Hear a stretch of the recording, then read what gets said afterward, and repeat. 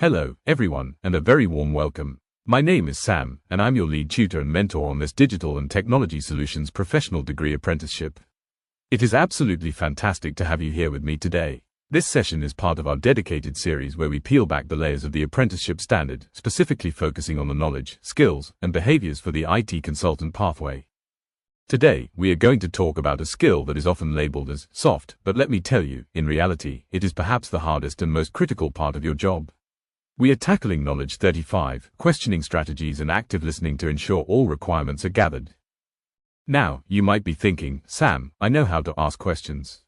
I do it every day. But as a consultant, the stakes are different. In the world of IT projects, we often fall into a dangerous trap. We assume we know the answer before the client has even finished their sentence.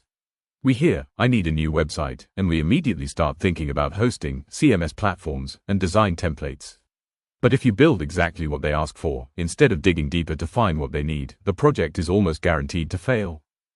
Why does this matter so much? Because bad requirements are the #1 cause of project failure. If you build a house on shaky foundations, it doesn't matter how beautiful the roof is, it will collapse. The same is true for software and infrastructure. Our goal today is to give you the specific tools and mental frameworks to uncover those hidden needs, the things the client doesn't even know they need yet. We will move from just hearing words to truly understanding the intent behind them. This is your superpower. Let's get started.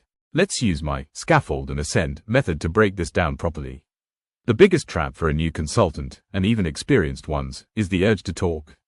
You have expertise, you have knowledge, and you want to show the client how smart you are. You want to prove your value by offering solutions immediately.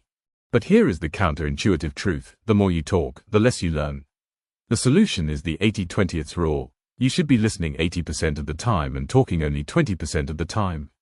Your value in the early stages of a project comes from your ears, not your mouth. We need to differentiate between passive hearing and active listening. Passive hearing is just letting the sound waves hit your eardrums while you think about what you're going to say next. Active listening is a cognitive process. It is engaging with the speaker, nodding, making eye contact, and summarizing to prove you understand. It requires effort. And then there is your questioning strategy. You don't just ask random questions as they pop into your head. You need a strategy. You need to use specific types of questions at specific times to drill down from the vague, I want a better system, to the specific, I need a system that processes 500 transactions per second. The result of combining active listening with a solid questioning strategy is a complete, accurate, and robust requirement specification. This document is your Bible. It protects you, it guides the developers, and it ensures the client gets what they paid for. Let's look at your first tool in the questioning toolkit, the distinction between open and closed questions. This sounds basic, but mastering the switch between them is an art form. Open questions are your explorers. They typically start with who, what, where, when, and how. They invite a story. They cannot be answered with a simple grunt. For example, tell me about your current workflow. How does this problem affect the wider team? What does success look like to you? These questions open the floodgates of information. They uncover the context, the emotions, and the hidden complexities you wouldn't find otherwise. Closed questions, on the other hand, are your anchors. They can be answered with a specific piece of data or a simple yes or no. Is the server located on site? Do you have a budget of over £10,000? Is the deadline fixed? These questions are for confirmation. They lock down the facts. The strategic consultant knows when to use which. The strategy is to start wide with open questions to explore the problem space. Let the client talk. Let them wander. Then, once you think you understand, narrow down with closed questions to confirm your understanding and lock in the facts. It's a rhythm. Explore, then confirm. Explore, then confirm. If open and closed questions are the bricks, the funnel technique is the blueprint for how to lay them. This is a structured way to guide a conversation from vague complaints to actionable technical details. Imagine a funnel. At the top, it is wide. You start here with a broad open question. What is the main issue you are facing with the current system? This allows the client to vent and give you the big picture. They might say, it's just too slow and clunky. Now, slow and clunky is not a requirement we can build against. So, we move down the funnel to step 2, probing questions. You mentioned it's slow. Can you give me a specific example of when it slows down? Is it a particular screen? They might reply, well, it's mostly when we try to generate the end-of-month reports. Now we are getting somewhere. We are narrowing the field. Finally, we hit the bottom of the funnel with a specific closed question. Does this slowdown happen every month? Does it take longer than 5 minutes? Yes, every month, and it takes about 20 minutes. Bang! We have gone from, it's clunky, to, the monthly reporting module has a latency issue exceeding 20 minutes. That is a requirement we can fix. The funnel technique ensures you get both the context, the frustration, and the detail, the technical metrics. Now, let's talk about the other half of the equation, active listening. The most powerful tool here is what I call the echo technique. Remember, hearing is just physics, listening is cognitive. To prove you are listening, you need to reflect what you hear back to the speaker.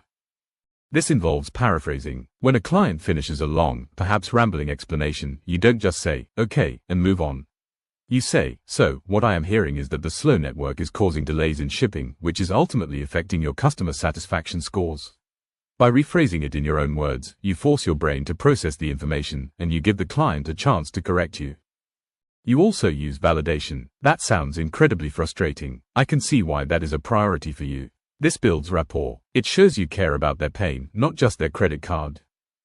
And finally, summarizing. At the end of a topic, say, let me just check I have this right before we move on. You need a solution that works offline, integrates with SAP, and costs less than £50,000. Is that correct? This echo catches costly misunderstandings immediately before a single line of code is written. Let's see K35 in action with a real-world scenario. A client comes to you and says, I need a faster website. Quote me for a server upgrade. A bad consultant, an order taker, says, okay, I'll upgrade the server to the premium tier. They implement it, send the bill, and the client comes back a month later angry because sales haven't improved. But you use K35. You don't take the order, you investigate. You ask an open question, what specific user complaints are you getting that make you think it's too slow? The client pauses and says, well, our analytics show people leave before buying. You probe deeper, is this happening on mobile devices or desktop computers? They check the data, it seems to be 90% mobile users. You probe again, and where do they drop off? At the checkout page. You use active listening to summarize, so, what I'm hearing is that it's actually the checkout page on mobile devices that is the bottleneck, not the overall server speed. Suddenly, the requirement has changed completely. It wasn't server speed, it was mobile optimization for the checkout flow. You saved the client money on a server they didn't need and identified the real problem that will actually boost their sales. That is the value of questioning. For your portfolio, K35 is perfect for showing your interpersonal and analytical skills. You need to prove you didn't just receive requirements via email, but actively gathered them.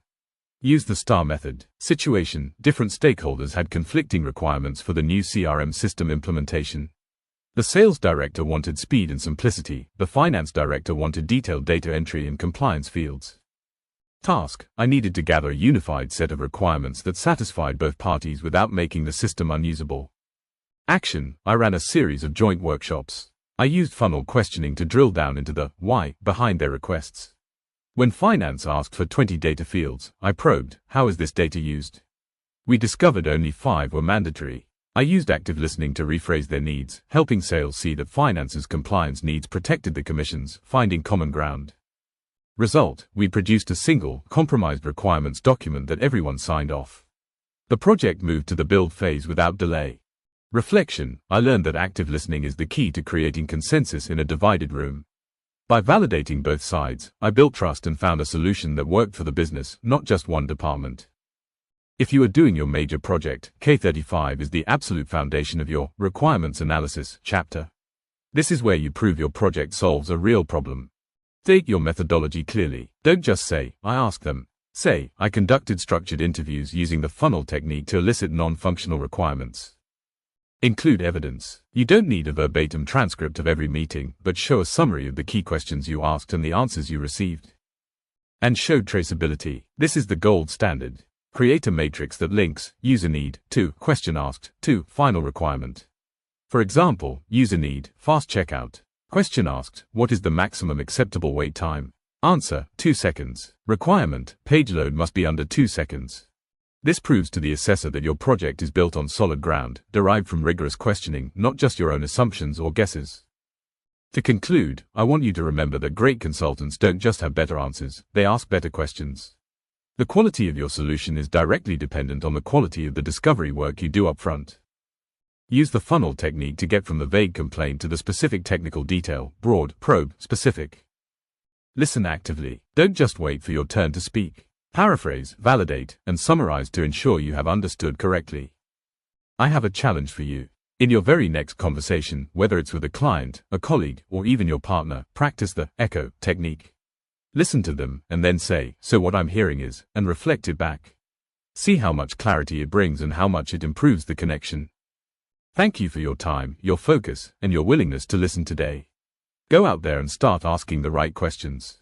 Thank you so much for joining me today. I hope you now feel more confident in mastering this topic. If you found value in this session, I have a small favor to ask. Please hit that subscribe button, give this video a like, and follow our channel. It really means a lot to me and helps the algorithm show these lessons to other apprentices just like you who need support. Don't forget, you can download today's slides and the full transcript at www.mentorinai.com EPA Hub. While you are there, check out our mock interview and portfolio review services to make sure you are fully ready for your EPA. See you in the next video. Keep learning.